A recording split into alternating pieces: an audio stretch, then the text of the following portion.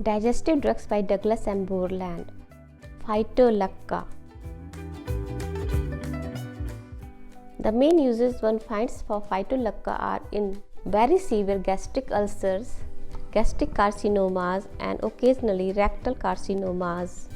It is a little difficult to give a clear picture of Phytolacca patients, but in most cases they are very depressed, gloomy, and rather indifferent.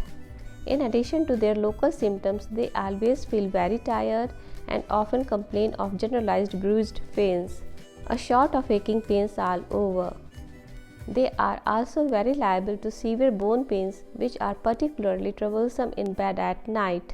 With rectal carcinomas, they are particularly liable to get a most troublesome backache, a throbbing type of pain in the lumbar or sacral region. This also tends to be much worse at night and is particularly bad in a warm bed. The patients are sensitive to cold, they feel chilly and are very sensitive to damp and to cold rooms, and yet in most of their complaints they have an aggravation from getting overheated in a bed at night. The appearance of the tongue is little suggestive. As a rule, it has a very coated base, a yellowish dry base, and with a very red tip.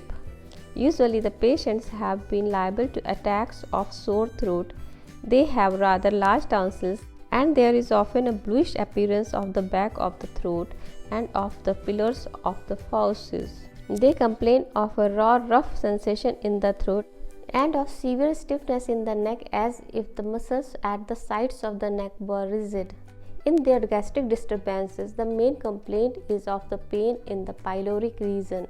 After food, they get a feeling as if the whole stomach were contracting.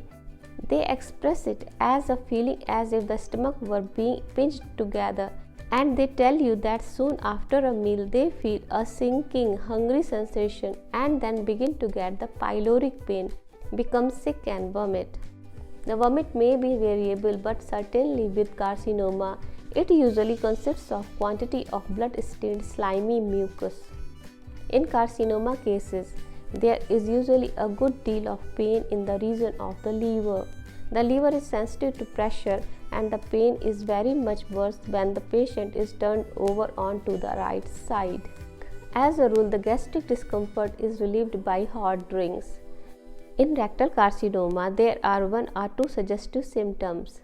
The patients complain of a good deal of generalized abdominal discomfort, a feeling of rumbling in the abdomen, and an almost constant urging to stool. With this urging, they pass only a little blood-stained mucus, or they else pass little shreddy discharge which look almost like the lining of the mucous membrane and are stained with blood. With this rectal condition, they get very acute neuralgic pain in the rectum and anus. The pain tends to spread forward into the perineum. These are the main points about Phytolacca. If the patients have always been liable to get enlarged inflamed glands, particularly of the glands of the neck, or they have been liable to attacks of recurring mastitis or acute sensitiveness and swelling of the mammae at the menstrual periods, these are extra indications for Phytolacca in the more pyloric ulcers.